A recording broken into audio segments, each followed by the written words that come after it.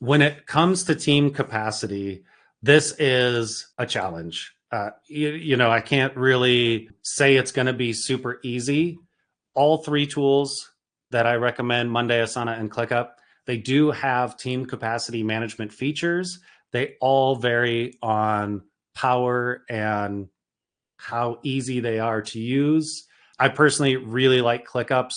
Mondays is okay. Asana's is good as long as you're upgrading to the higher levels of the pricing tiers and leverage portfolios.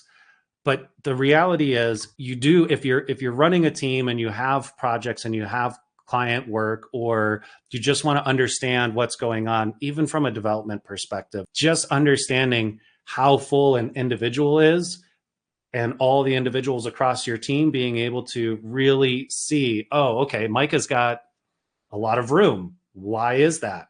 That might go back to your process optimization and taking a look at the diagram. Well, that's because he's only getting assigned 10% of all the work that we got to do, but he's also the one complaining about it. So I need to dive deeper as a leader and figure out where the problems are. So there's so many benefits of doing this, but it is one of the most difficult things to do.